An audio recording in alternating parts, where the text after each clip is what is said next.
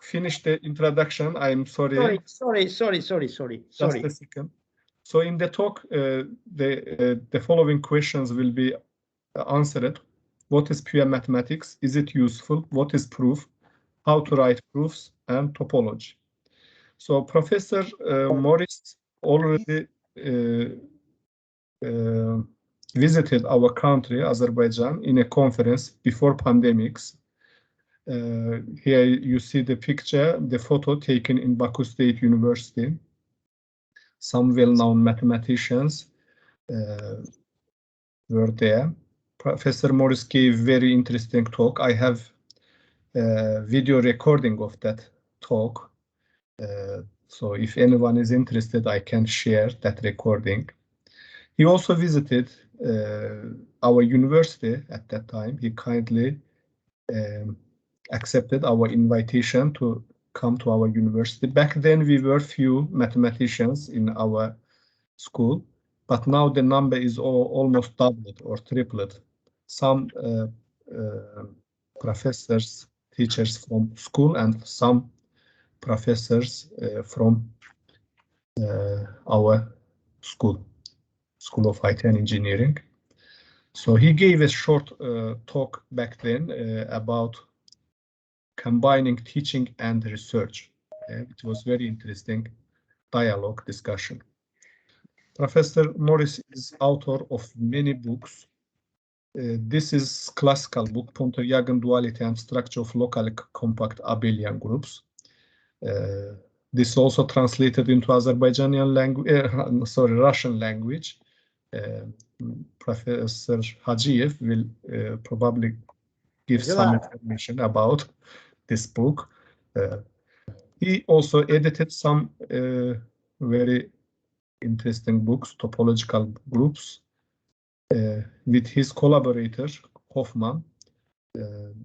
He also wrote this book, The Lie Theory and Connected Pro-Lie Groups, another book by the same authors. So these pictures were used in the promotion of this talk. So Professor Morris will explain why these pictures are related to today's talk. Also, recently Professor Morris wrote this paper about his talk in Baku in that conference, and in this talk he also mentioned Azerbaijan. This is very nice article. I can share the link of this. Also, Professor Morris has an interesting talk in YouTube, very interesting. I will share his link with you in case someone is interested with Stirling's formula and Ramanujan's refinement of this formula. Professor Morris is also author of this famous book, Topology Without Tears. It is freely available book in the internet. On the internet, you can download it. It was translated into many languages, including Russian, and Russian translation was done by Eldar Hacılarov, who is also in the audience and who also gave a talk in this seminar. Another book was written by him recently during pandemics, Probability Theory Without Tears. Very interesting book, I have to say. So I recommend all the attendants download this book from internet and use it. By the way, when he visited Baku, visited our university, Professor Morris told us, why don't you guys start weekly seminars? So the idea of today's seminar belongs to him. And now he gives a talk in a seminar which he himself had idea of. I think Professor Fuat Haciev also has few words. Thank you very much. Thank you very much, Yakup Malim. Dear Professor Morris, it's a great pleasure to see you again. So maybe you remember our two visits to Ballarat University. My first visit was in 2006. I came from KZ, Kazakhstan, on behalf of Süleyman Demirel University. And in 2008, I visited together with Professor Tuyabakova, the vice rector on academic affairs and international affairs of Kazakh Technical University, and we visited again. It was my second visit, and I'd like to highlight that, in my opinion, Professor Morris, actually, it's not my opinion, actually. Professor Morris is one of the most successful organizers of university education and research that I have met in my life, believe me. And really, when we visited Barat universities, now is federal universities called, and we we saw a perfectly working unit called as School of IT and Mathematical Studies. I don't know what's the canon name of this unit, but really it was a big successful family, very warm family, and with an absolutely unbelievable environment for research and teaching.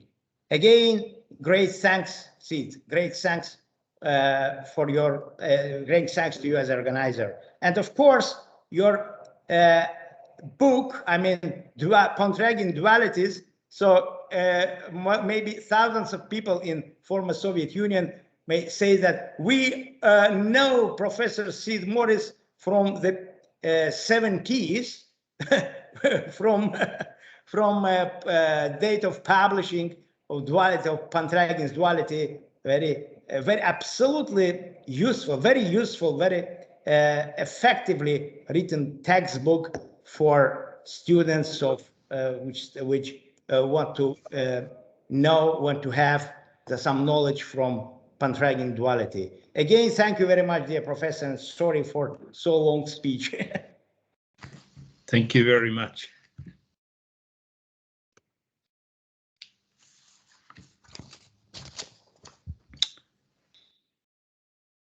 Would you like me to start now?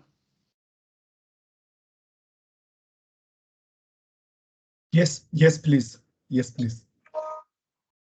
Okay. Well, first of all, it's an honor to be invited and to speak at Ada University. When I came, as you saw, I've been. It was a great pleasure, and I was very impressed with the enthusiasm of the faculty members. Today, I want to give a seminar, and I want to say at the beginning that now should my face be in the middle of the screen, not yours, Jakob? I don't know how this works. I can make it. I can organize it.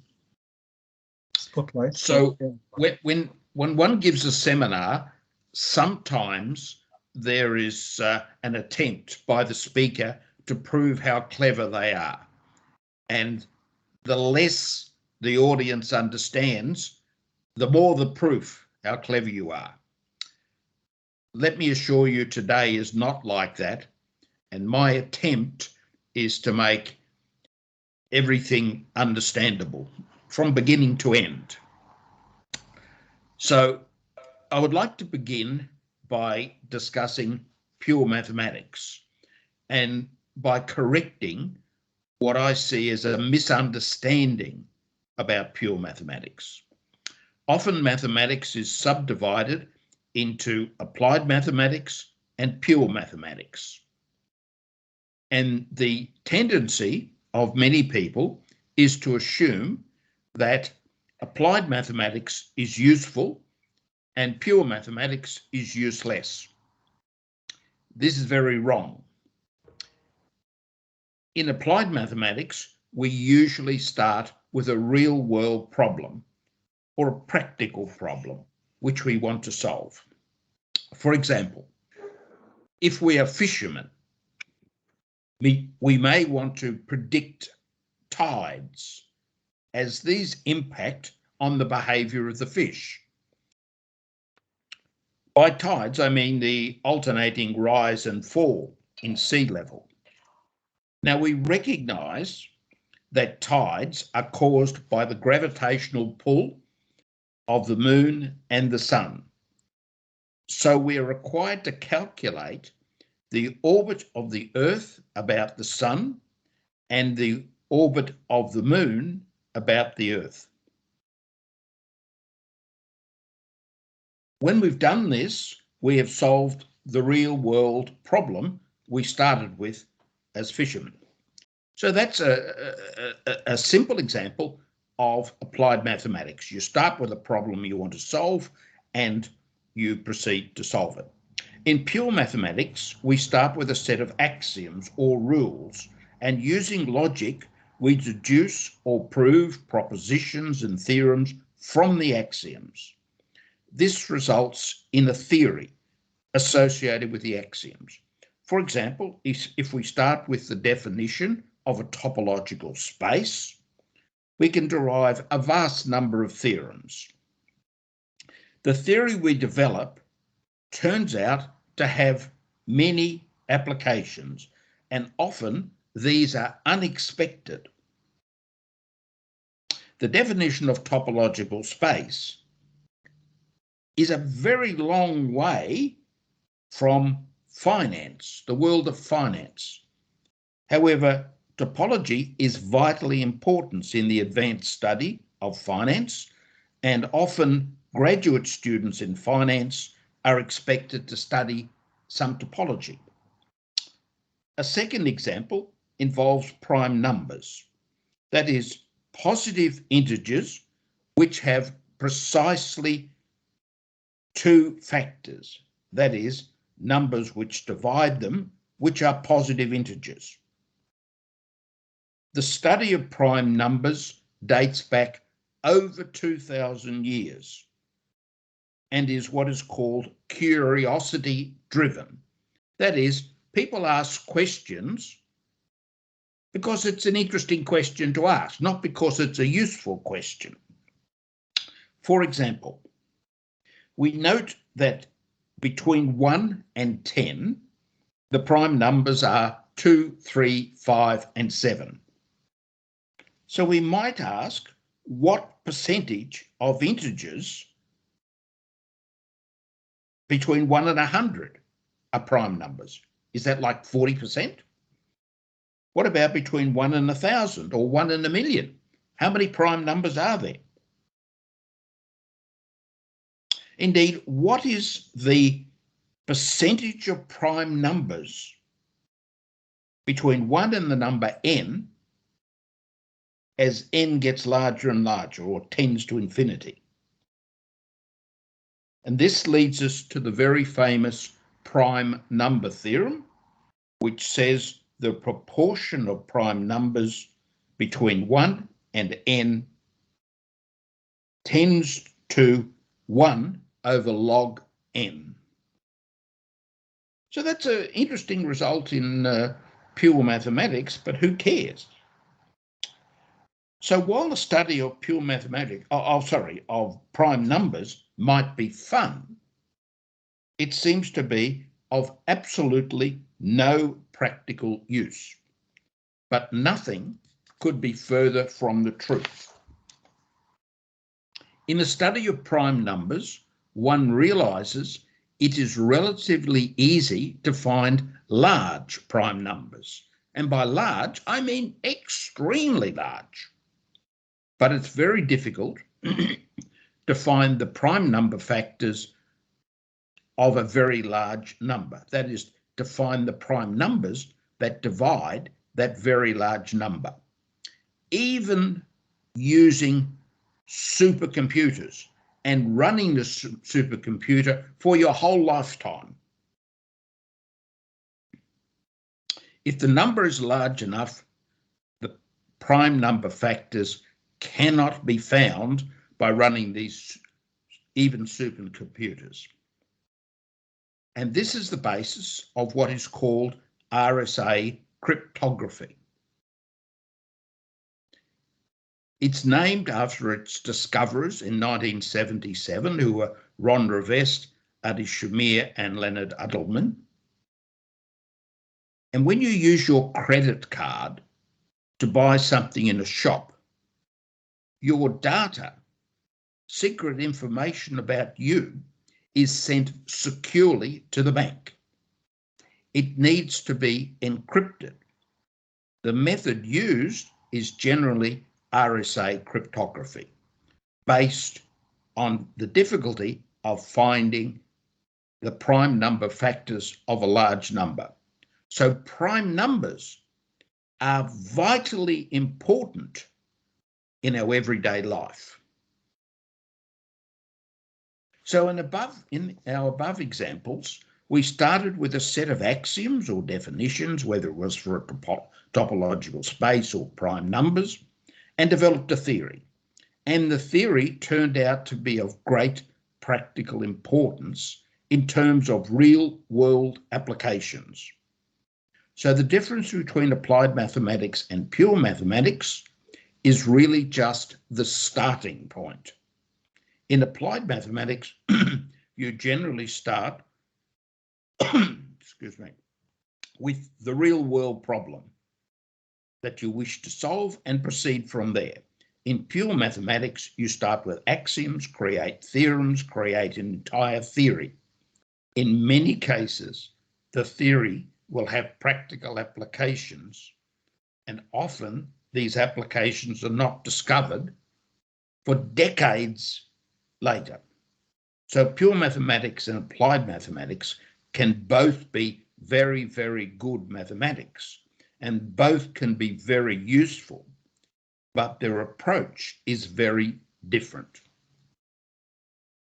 I hope this has helped you to understand a little more about pure mathematics.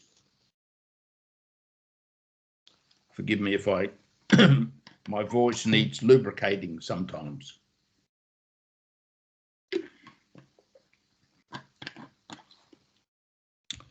Now I want to move to one of the most important things in mathematics, and that is proofs. And I'll attempt to answer the questions that I put in the abstract. I'm going to discuss writing proofs. I will not pretend that what I say today will make writing proofs easy. This is because some statements are easy to prove and others are hard to prove. My intention is to make it easy for you to write easy proofs, but only with practice, and I'm speaking to the students, will you find it easy to write easy proofs. And it's up to you to get lots of practice, and unfortunately this practice can't be done the day before or the night before an exam. Now, I can't tell you how often I've been asked by students or told by students, I have no idea how to start this problem or how to prove this result. I have no idea where to start. From today's seminar, you will certainly learn how to start a proof. The first thing, however, is to understand what we mean in mathematics by a proof or a statement is proved. The way the word proof is used in mathematics is very different from how it is used in other contexts. So let us look how the term proof is used in the law. Consider the following situation.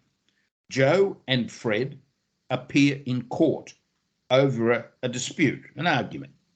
Joe claims he lent Fred $1,000 and Fred has not repaid the money. Fred claims that Joe lent him $500 and he has repaid the money. Each presents his evidence to the court, and at the end, the court decides in favour of Joe. Fred must pay Joe $1,000. Joe leaves the court a happy man and says the court decision proves what he claimed is true. Actually, this is not so. The court merely decided that on the balance of probabilities, it was more likely that Joe was telling the truth than Fred was telling the truth. So really the use of the term proof in civil law just refers to balance of probabilities.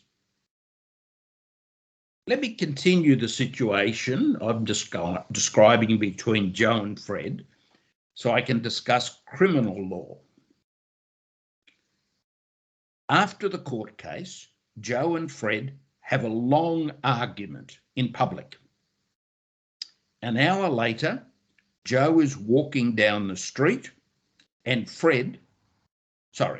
Joe is walking down the street and a man comes running up to him, stabs him with a knife, kills him and runs away. There are two witnesses who later identify Fred as the killer. The police arrest Fred and as he has motive, opportunity, and there were two trustworthy witnesses. In court, Fred has no alibi, and the court is satisfied that the case against Fred is proved. And it's proved beyond reasonable doubt. That's a situation, at least in English courts. In a criminal case, you have to prove something beyond reasonable doubt. It, however, turns out that Fred has a brother who is Fred's identical twin. And he saw how upset Fred was at the civil law case, took matters into his own hands and murdered Joe. So we've seen in this case, although the court determined beyond reasonable doubt, and you may think that's proof, actually it wasn't Fred who murdered him. So that's proof in the context of law. It differs very greatly to its use in mathematics. But let's turn to science, because surely in science, the word proof is the same as in mathematics. To prove a scientific theory, scientists carry out an experiment or a series of experiments under specific conditions to show that the experimental results agree with those predicted by the scientific theory. And the results of the experiment must be able to be replicated or copied by other scientists under the same conditions. If this can be done, if the experiment supports the theory and the experiment can be repeated by other people, then the theory is said to be proved. So that's proved in the area of science. For hundreds of years, Newtonian mechanics, named after Isaac Newton, was regarded as having been proved for hundreds of years. But at about the turn of the 20th century, it began to appear that a fact which seemed obviously true and consistent with Newtonian mechanics was not true. It was that if the speed of one object is a and the speed of another object going in the opposite direction is b, then the relative speed of the two objects is a plus b. That's what the theory would say. But in particular, this was found not to be true if a is the speed of light. What resulted in 1905 is Albert Einstein's theory of special relativity, which explains why these speeds cannot be added. How wrong this addition of speeds is becomes apparent as the speeds approach the speed of light. So Newtonian mechanics was found not to be true, but rather a very good approximation at low speeds. So the term proof in science means rather less than many people think it does. Albert Einstein was very aware of this and said, "No amount of experimentation can ever prove me right. A single experiment can prove me wrong." The use of the term proof in mathematics is very different to its use in science. Having now emphasized that proof has a special meaning in mathematics, different from that in everyday use or in law or even in science, let us at last look at the term proof, at least in the context of pure mathematics. As I said earlier, in pure mathematics, you begin with a set of axioms. For example, in Euclidean geometry, we must start with, or we do start with Euclid's axioms and can prove, for example, that the sum of the angles in a triangle is 180 degrees.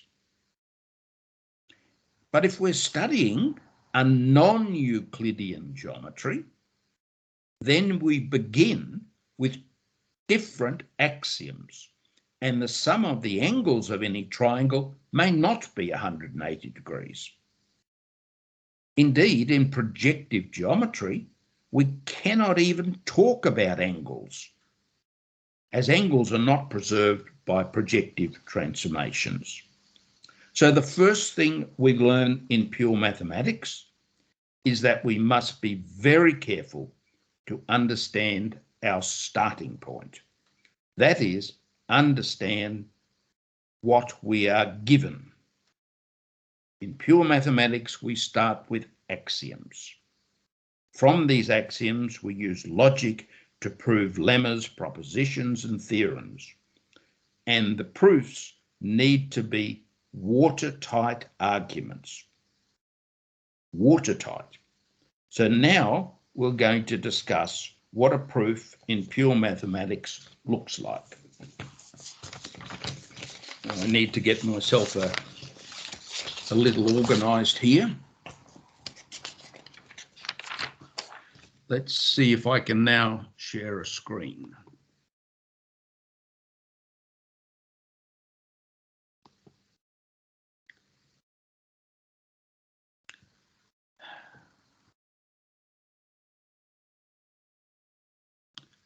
And of course, when you look for one, you can't find it.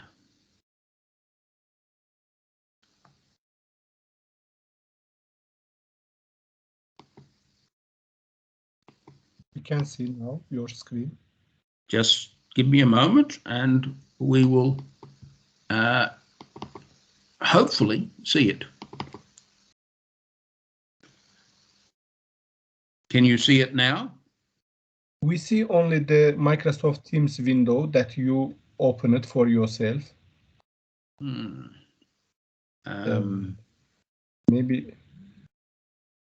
Maybe you should first stop this sharing, open that file, and then share.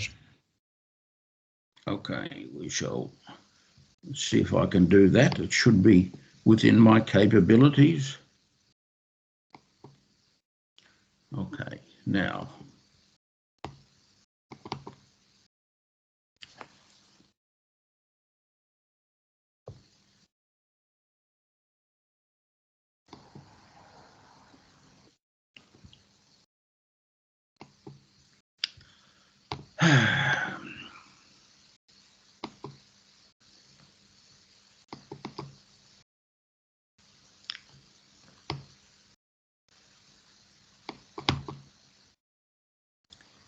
Do you have it yet?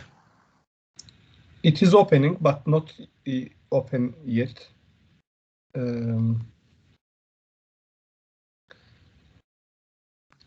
Maybe you can share whole screen instead of just one window application. You can share whole screen. Yeah, well, when you share content, you can see option whole screen.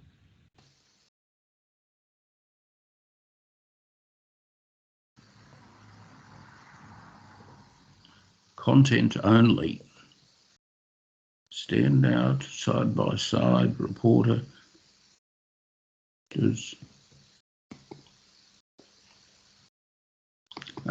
Maybe that's it. No, that's not it. I'm sorry about this. No problem. We can see your slides. Yes. You can see it now? Yes, we can see. Excellent. All right. Now is it very clear? Very clear. Okay.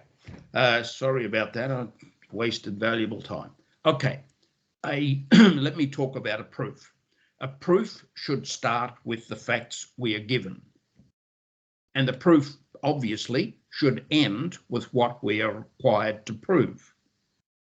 What many students don't recognise, that in between these two, the beginning and the end, you don't write odd comments, symbols. What you write is sentences, whole sentences, where each sentence can be deduced from what's written before it. So each sentence is something which has a subject and a verb. So let us look at what are the actual steps in writing a proof in pure mathematics. And this seems very simple, but it's incredibly useful, especially when you're getting new at writing proofs. The first thing is write down what you are given precisely. Now, what you are given will almost surely have some technical terms. So you need to write down the definition of each technical term in what you're given. The next thing is to write down what you are required to prove, and then write the definition of every technical term in what you're required to prove. Now, that's how you start any proof. That's how you can start any problem you're trying to solve. So you should never say, I don't know where to start. That's where you start. Unfortunately, the next step is not so easy. It's to think. So let's give an example of a proof from topology, but I will need to take a moment to introduce topology. This is useful for what I'm going to talk about later in the talk anyway. So let X be a set. Tor is a set of subsets of X, a collection of subsets of X. Then Tor is said to be a topology if it has these three properties. Why these three? These are part of the definition, so I don't have to justify that. The first thing is X and the empty set must be members of Tor. The second is any intersection of a finite number, S1 to Sn, of members of Tor must be in Tor. Only finite. And the third one is the union of any finite or infinite number of members of Tor is a member of Tor. If that's the case, the pair X Tor is said to be a topological space, and each member of Tor is called an open set. So that's definitions. That's the, if you like, the axioms we start with. One more definition, let X be any set, Tor the set of all subsets of X. Then Tor is said to be the discrete topology on X. Well, you'd want to know that it's a topology. Is it indeed a topology?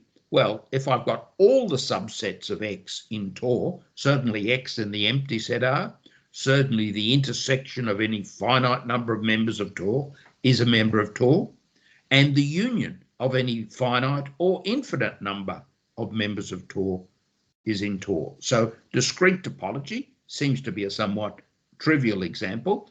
It's not as trivial as you think, but anyway, it's an example of a topology. Let me give some other examples. Oh,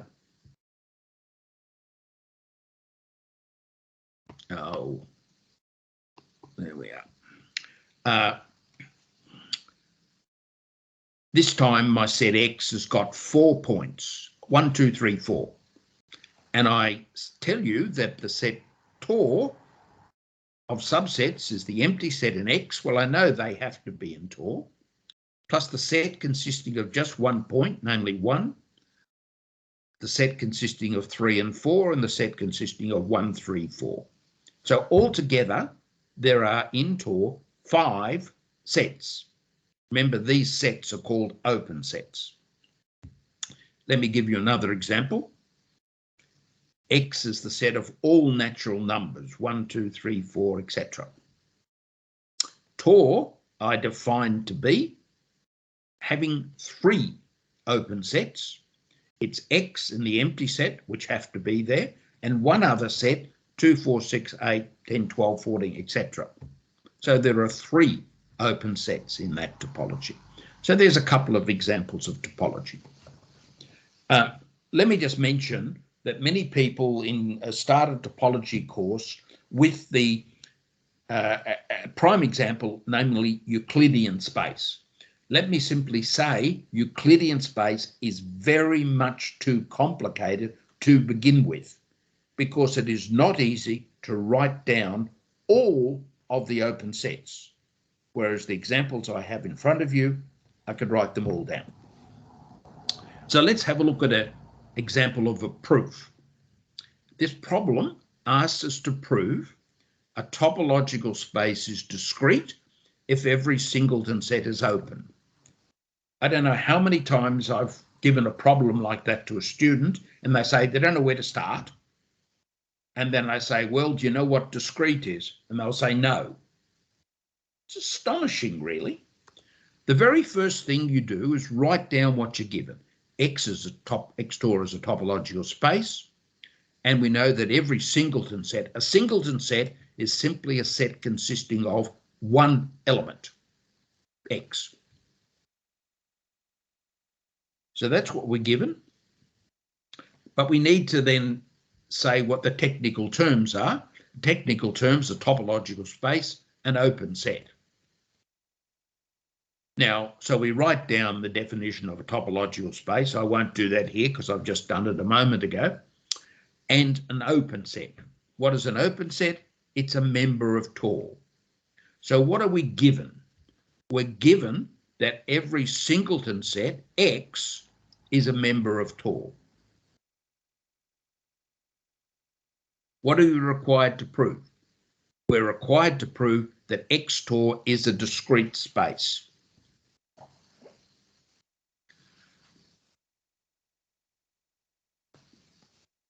So we write down the definition of a discrete space. It's every subset of X is open.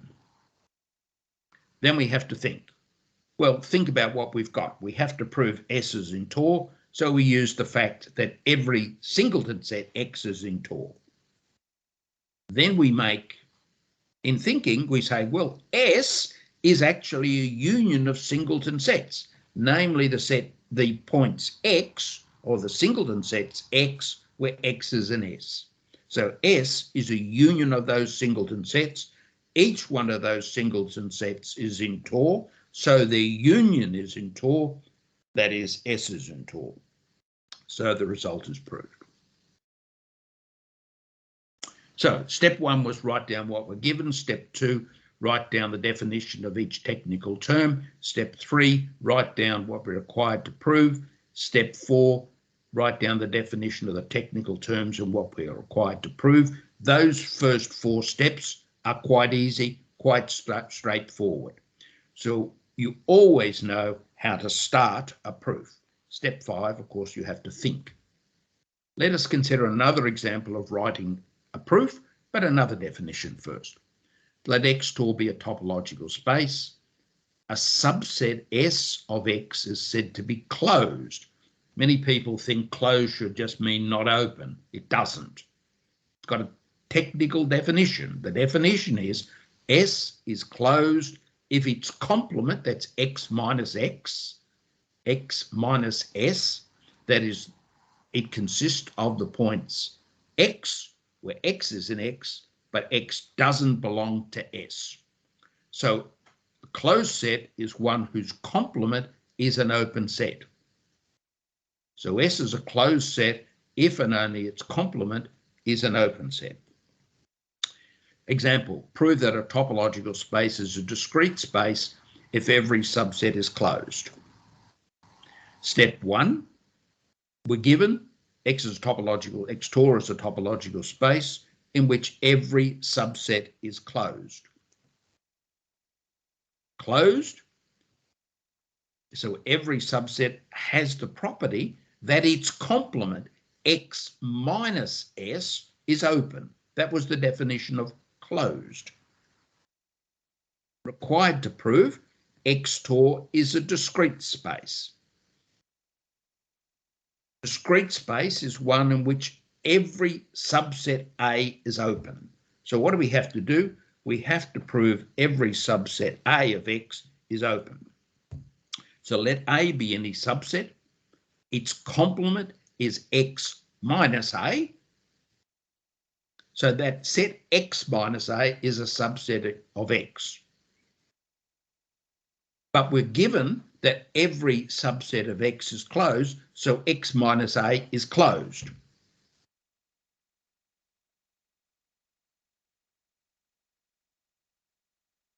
This means that its complement, closed means its complement is open, so the complement of X minus A is an open set. But what is the complement of X minus A? It's X minus A. If you think about that for a couple of minutes, you'll see X minus A is just A. So A is an open set, as we were required to prove. So there we are. I've shown you the 4 steps that you need to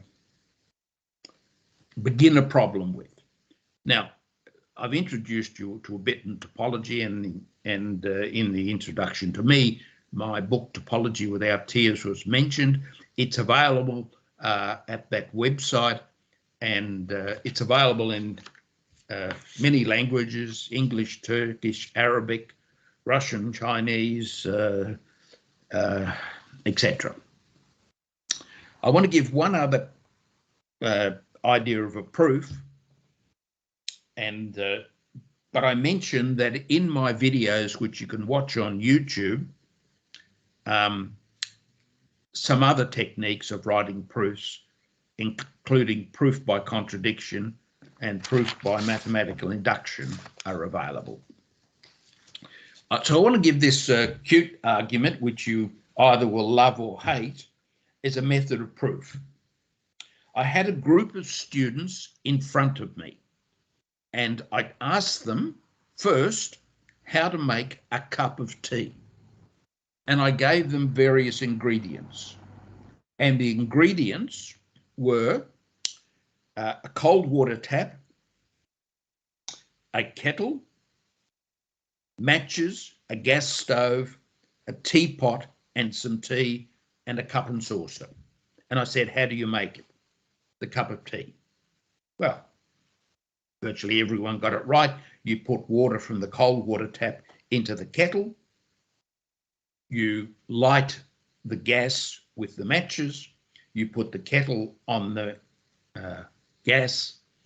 When the water is boiling, you put some tea in the teapot. You pour the boiling water onto the tea. You let the tea settle or brew for a while, and then you pour from the teapot to the cup. I said, that's fine. Now I'm going to give you a second problem. The second problem is I give you this time all the ingredients that you had the first time, except in the kettle there is boiling water. How do you make the cup of tea? Well, most people, of course, said you take the boiling water in the kettle and pour it, put tea in the teapot, pour boiling water over the tea, and when it's brewed, you pour the tea in from the teapot into the cup. And I said, that's wrong. Why is it wrong? Because it's not the way a mathematician should attack that problem. The mathematician should take the kettle full of boiling water, pour out all the water, let the kettle cool down. Now you have reduced the problem to the previous one you solved, where you had a cold water tap and a kettle and blah, blah, blah. So the cup of tea method is every time you see a problem, ask yourself, do I know how to solve a problem like this? And if you do, see if you can reduce or change this problem to the one you've already know how to solve. Actually, in computer programming, this is even more important. So you reduce a problem that you're given to another one you know how to solve, even if the other one is more complicated. So that's the cup of tea method.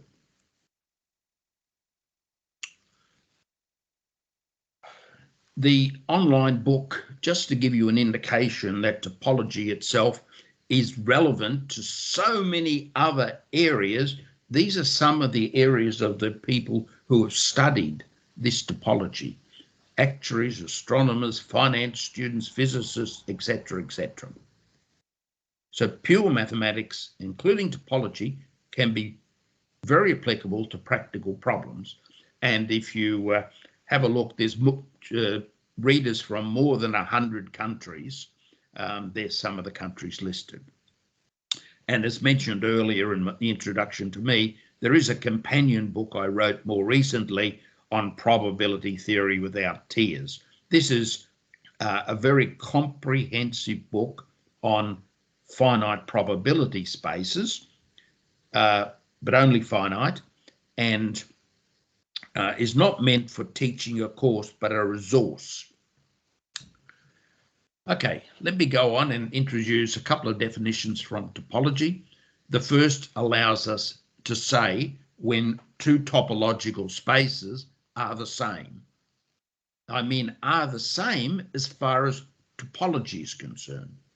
Two topological spaces, xtor and xtor1, are said to be homeomorphic if there is a mapping f of xy onto of x onto y, where this mapping is 1-to-1 and onto, so it's got an inverse map, which is also 1-to-1 and onto, of y onto x. And O in Tor implies f of O is in Tor 1, and U is in Tor 1 implies f minus 1 of U is in Tor. Recall what the words 1-to-1 and onto mean. People often get this wrong. They sort of think that 1-to-1 should mean 1 point goes to 1 point. That's not what 1-to-1 means. 1-to-1 means distinct points, x and z, would have to go to distinct points, f of x and f of z. F onto, it's rather easier, means for every point in y, there is some point in x which maps onto y. Now, let me give you some examples. I briefly mentioned the Euclidean topology. The Euclidean topology on the real line has each open interval AB as an open set for any A and B. But that's not the only open sets. The open sets consist of all unions of such intervals. So 0, 1 or 2, 3, union 4, 5, or even 1 to infinity, which is an infinite union. So all of those sets are open. Further, each interval AB contained in R inherits a topology as a subset of R, namely the open sets in the interval AB are open intervals where C and D lie between A and B, and all unions of such CD.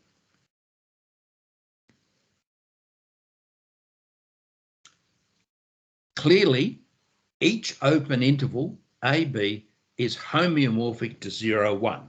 That is, as far as topology is concerned, they're equal.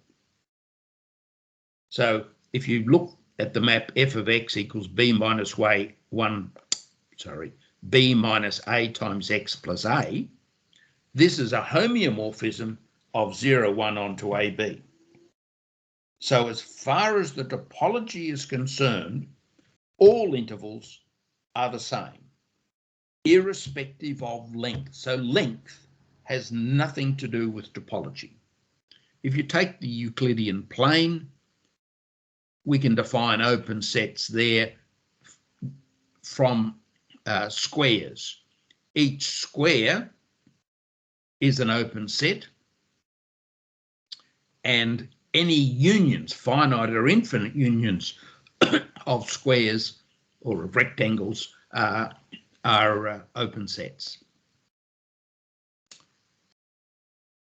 Incidentally, if you take a sphere, it is a union of an infinite number of rectangles. Namely, the rectangles are getting closer and closer as you get to the boundary of the sphere. That may take a moment's thought to see, but there are open spheres and open squares. And once again, each open square, each open sphere gets a topology from R squared by saying the open things are the open squares inside those sets. So each open square is homeomorphic to the unit open square, and each open sphere is homeomorphic to the unit open sphere. And more interesting is that each open square is homeomorphic to each open sphere.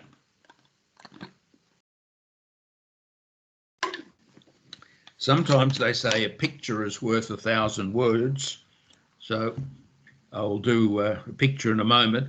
But if you can convert one shape into another by stretching it, twisting it, but not cutting or tearing, then they are homeomorphic.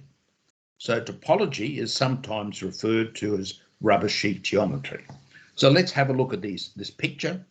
All of those things in dark blue, whether they're rectangles or triangles or spheres or ellipses or things with a corner cut off, all of the above are homeomorphic. They're equal as far as the topologist is concerned.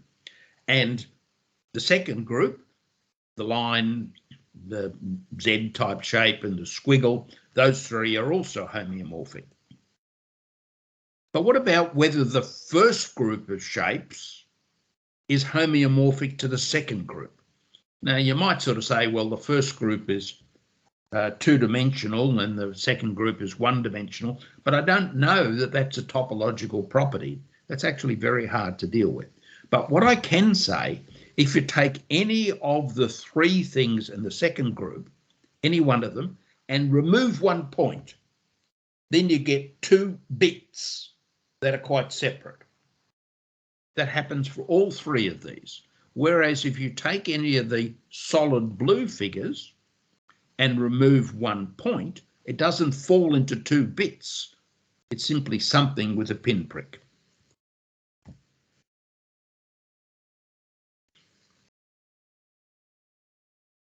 Now, I did advertise the talk and I showed some maps.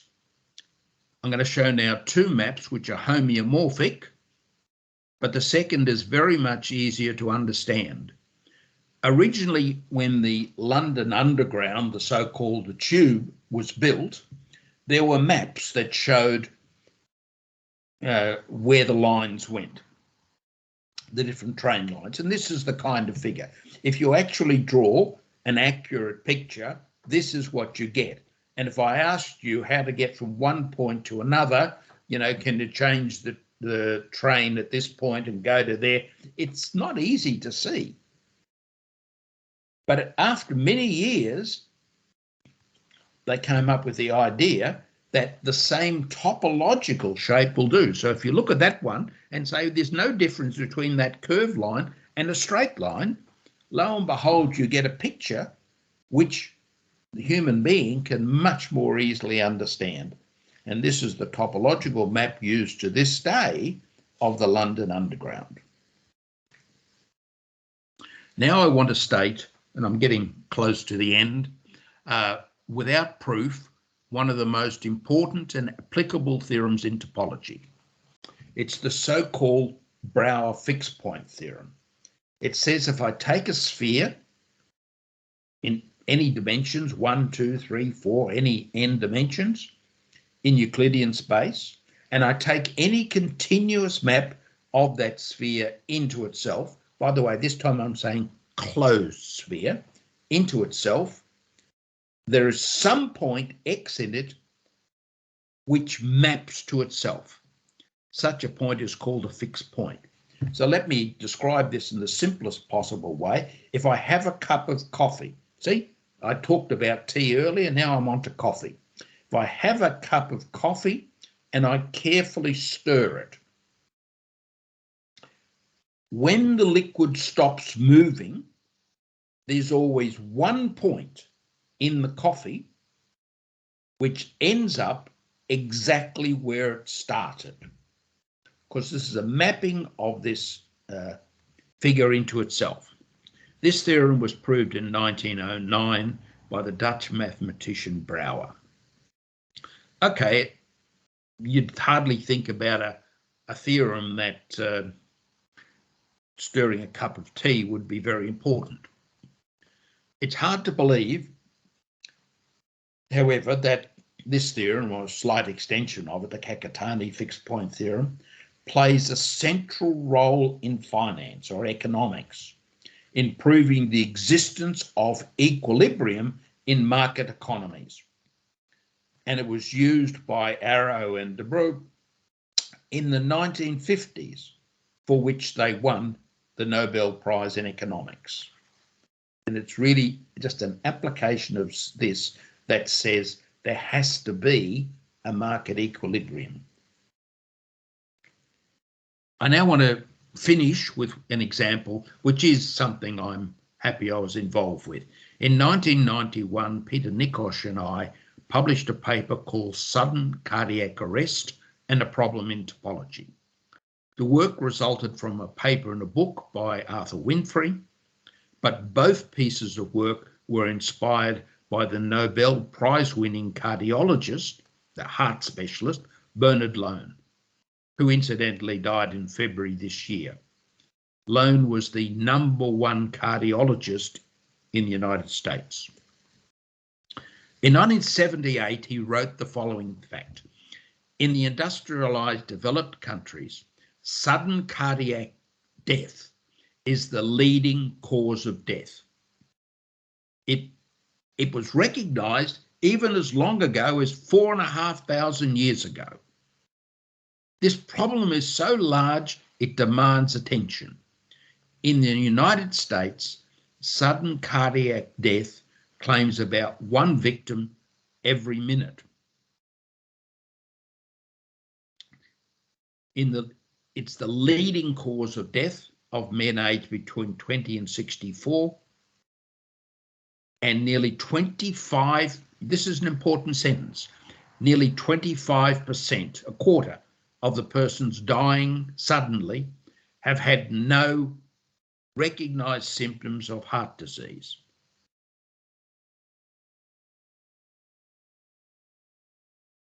Let me make clear, sudden cardiac arrest is quite different from a heart attack.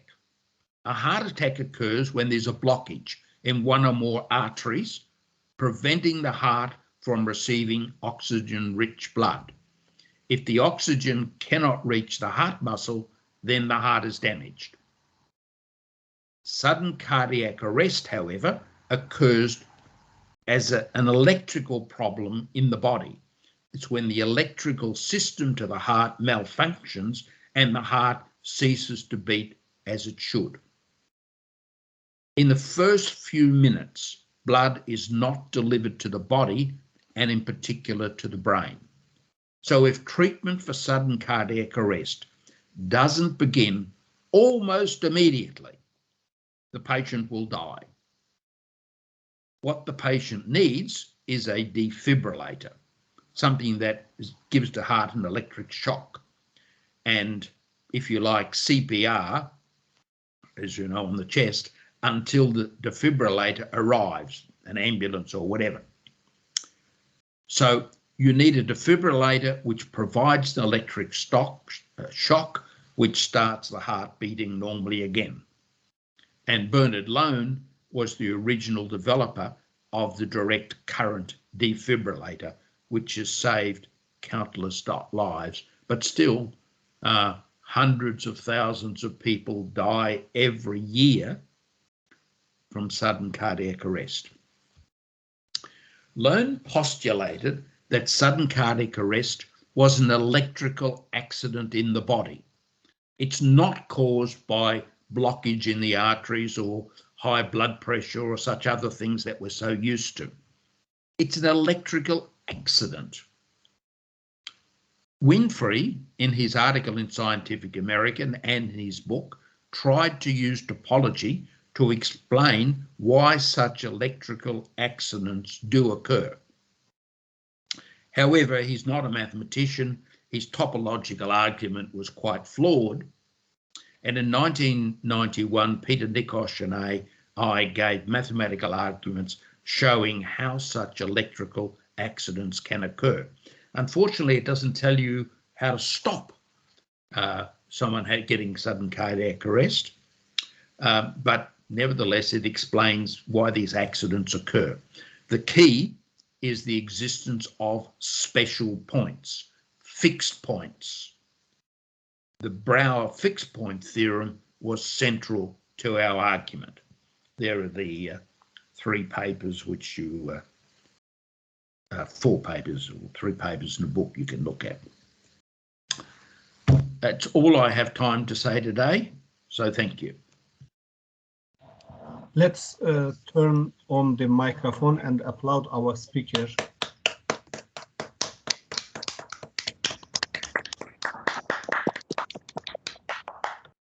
It is now time for questions and answers. If you have any questions, please, you can turn on the microphone and tell us, or you can type in the chat box.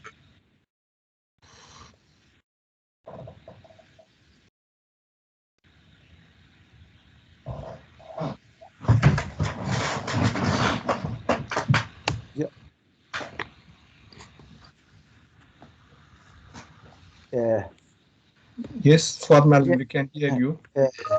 First of all, dear Professor, thank you very much for amazing introduction to what is a proof theory, not a theory, just how to prove. Thank you very much. You started from absolutely zero and finalized your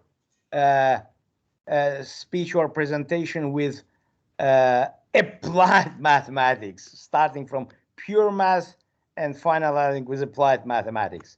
It's a unique math, actually.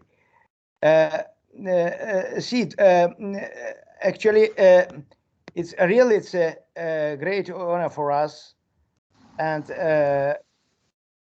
I'd like to mention that thanks to initiatives of our faculty members, Professor Yaqub Aliyev, Fugar Musaev, our former dean, Professor Aras Yusupov, and especially our rector, Professor Pashaev, we started this year Bachelor in Mathematics program.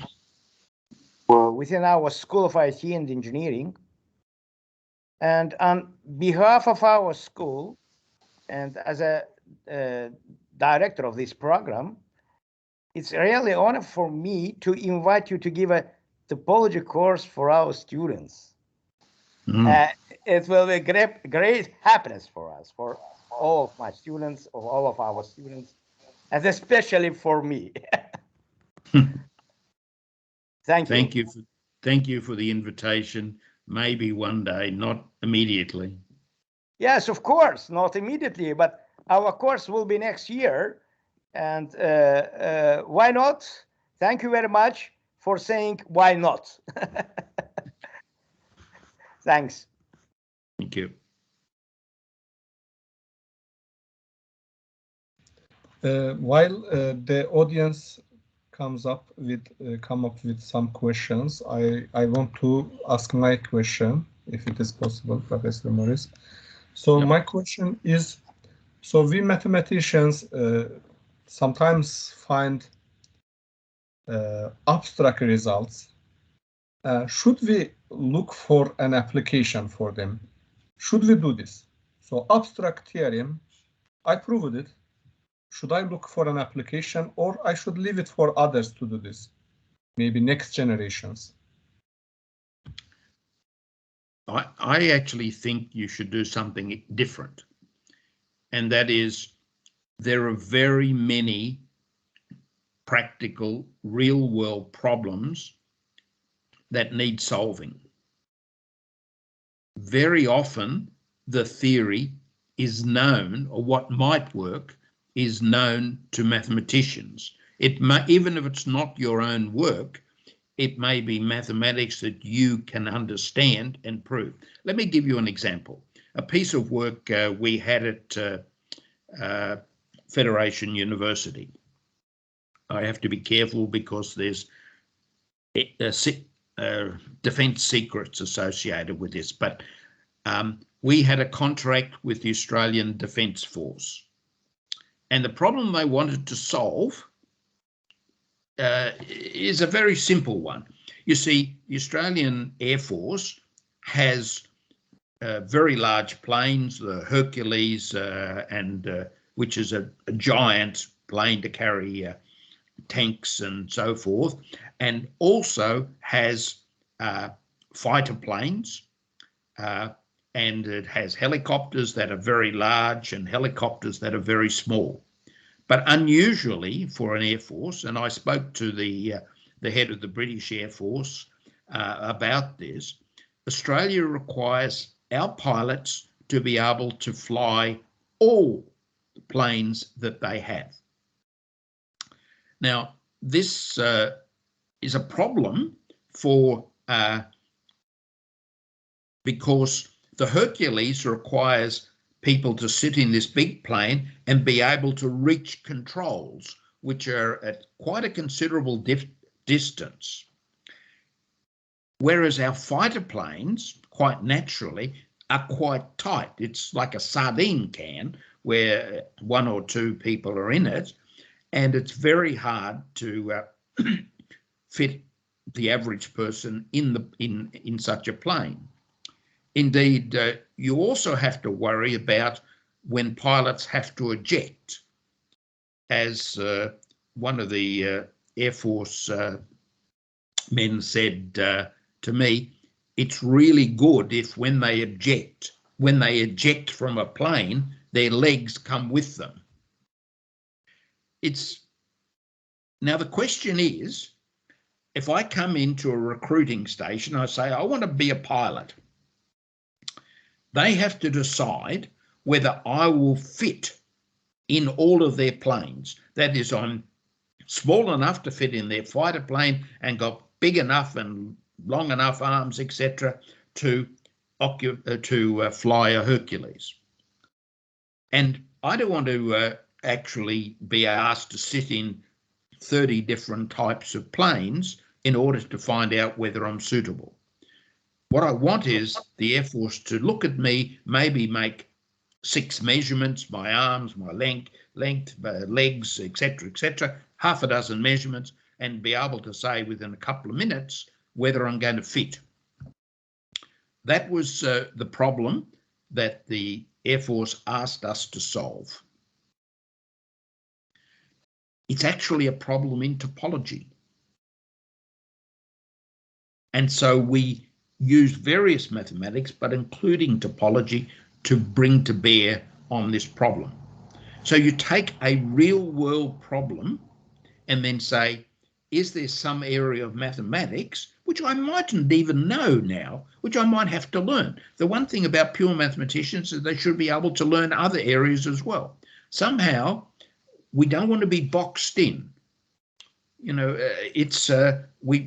yes, we have a specialty, but we should be able to draw on all of mathematics by learning that. When I wrote on this sudden cardiac arrest, it involved an amazing amount of knowledge of physiology, which I had to learn.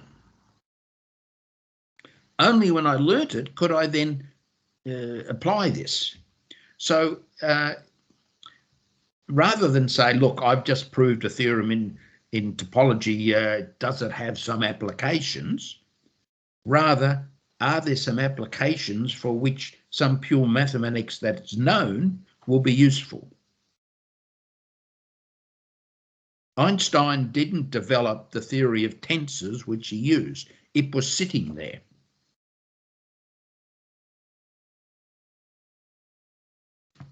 That's my take. We should have more courage to go and look at other areas of mathematics which could be useful.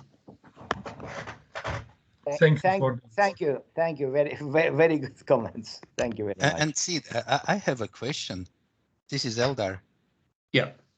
Yeah. Actually, it is interesting how you just came across that problem about cardiac arrest. So what attracted you to? So actually, I was reading Arthur Winfrey's paper in Scientific American, and he talks about it's a problem in topology. So I decided to read it. And when I read it, it wasn't very hard to see there were some problems with his presentation. I wrote to him and said, look, I don't understand these topological points. And he said, well, I don't understand, but that seems to be the best I could do. And therefore, I decided to work on it. Oh, yeah, I see. So I think that many problems in application from application areas can be reformulated just for one reason, to apply topology, believe me. So it can be reformulated, I mean, from the qualitative point of view, at least. From the qualitative point of view, because methods and style of thinking in topology, as I believe, can be applied absolutely for almost all areas of science or engineering or healthcare or in each area, I think. And thank you very much for your really, it's a very interesting introduction. I gonna to suggest to my students to think about it. Thank you very much. Also, can I just add? Yeah, I had a privilege to work in the school which was supervised by Professor Morris, and he's not only a fantastic mathematician, but which is more important, he is a great person. Yeah. So and yeah, and a fantastic manager. Yeah. So Thank actually, so it was a pleasure, and I learned a lot while just watching how he manages at school. Where we worked, and actually it turned, so otherwise probably not a very, so he had not the best resources, but actually he turned it into a very, very efficient school. And yes, I wish here in Australia we had a prime minister like him. Yeah. Yeah. So also his expertise is not only in mathematics. He actually, yeah, so his knowledge is very broad and erudition, and yeah, so he can just share his wisdom in different areas. And actually, it is a pleasure every time just listening to his seminars and talking to him. It's a great pleasure and great, how to say, experience. Thank you, Sid. Thank you very much, Elder. Let me say. Applause. It is very late, and especially in Australia, very late. So last question. But I should tell you one more thing, that now it is after midnight here. It's actually my birthday. Oh! Oh, congratulations. Great! It's a great chance for us. Last question by Vukar Musayev. Dear Professor, many thanks and happy birthday. Thank you. Yes, happy birthday. My question is about teaching mathematical proofs. So in many schools in US, I've heard, I mean, in some schools, in some universities, for mathematics students, there's a course named Transition to Advanced Mathematics or Foundations of Mathematics, something like that. The question is, should we have a separate course like that for the newcomers, or should we keep that course for a later year, like second or third year? So some schools have that course for second or third year. What's your advice? I want to understand what the transition course you're talking about. It's transition course which teaches methods of proofs and some basic mathematics using those proofs from algebra and analysis. Generally, the structure is including sets, functions, relations. Yeah. Look, my view is that you can start to teach proofs in any area of mathematics. It doesn't matter whether it's number theory or algebra or geometry or topology or whatever it might be. Now, when you start teaching, it's going to be a hard road for the students. It's not going to help them any to have a knowledge of calculus or to have a knowledge of discrete mathematics necessarily. So you decide where it can fit in. Students, it's better if the student is a little mature. You know, I'm actually an adjunct professor at La Trobe University, and one of the things it did there was deal with the problem that many students who come to university have learned so many bad habits from high school. They get the idea that mathematics is simply learning a bunch of techniques, and that will be the whole story. And unfortunately, that's not what mathematics really is. So we spent first year trying to unlearn those bad habits.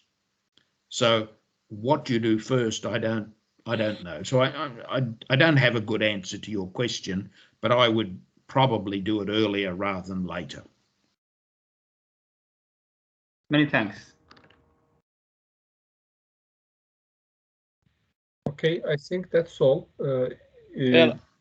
Just Ismail. one question, if I may ask. Okay. Yep. To Professor Sidney. So, Professor Sidney, first of all, thank you very much for such an interesting talk. Really nice to see more like international professors joining us, giving us seminar. That's very good. In speaking on kind of like as a follow-up to Garman's question, also in the context of pure math versus applied math that you mentioned. As was mentioned, we have established a new program in mathematics, Bachelor in Mathematics. Now, some universities have like just a pure math program, some have applied, some just have just regular math, which basically has both of the subjects. How would you strike a balance when you have a math program? Like, how would you organize it so that either there's a balance, or if it's more applied focused program, you don't want to deprive the students from seeing the beauty also of the pure math. I think it's a quite challenge, like because pure math is such that either you love it or you basically not love at all.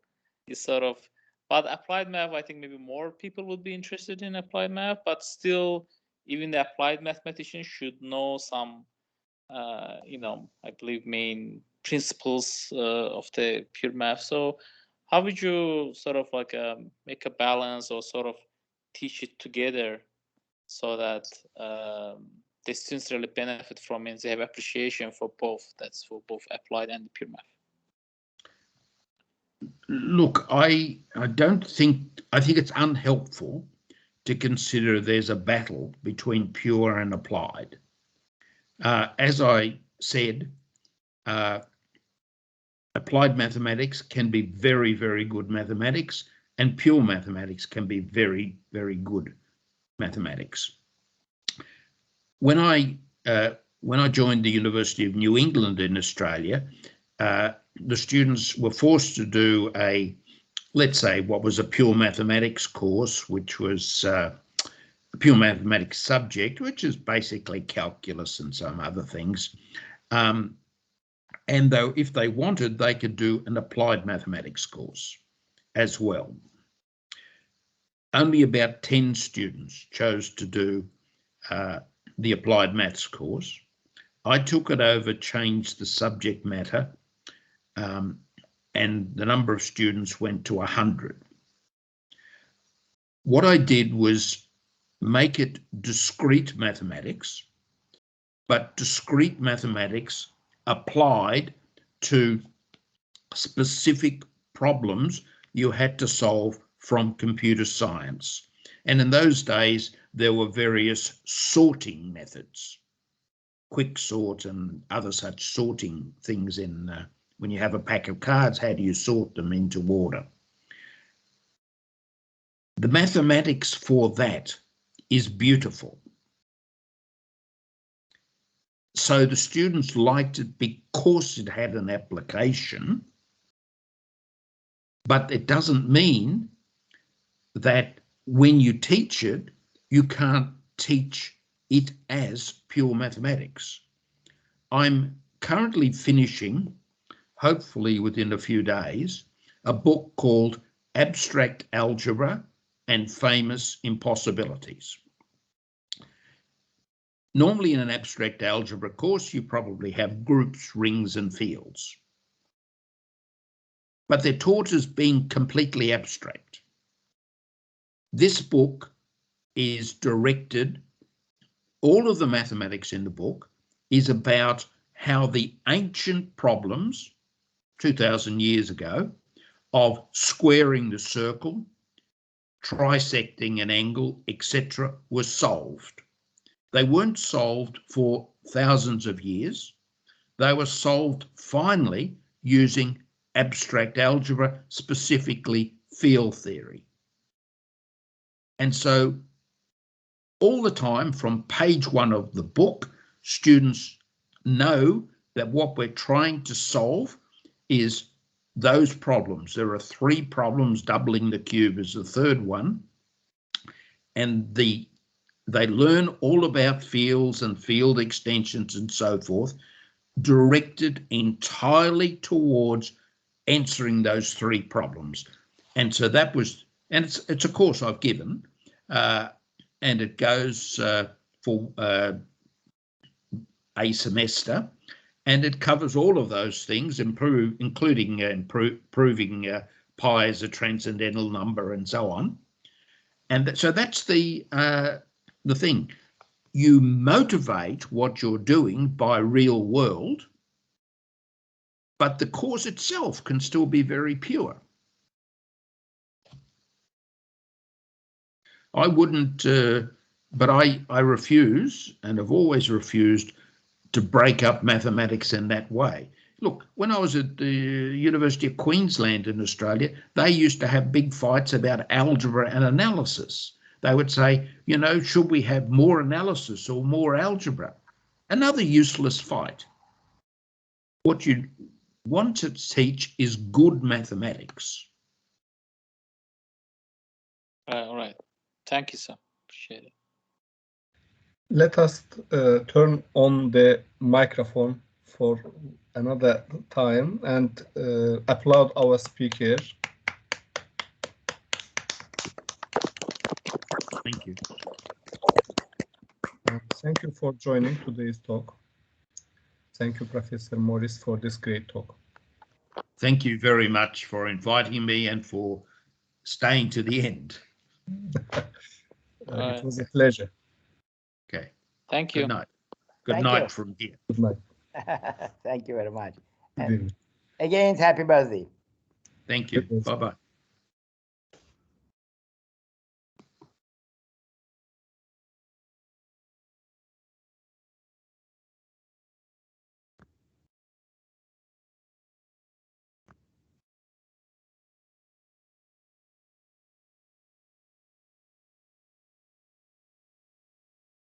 Muallim.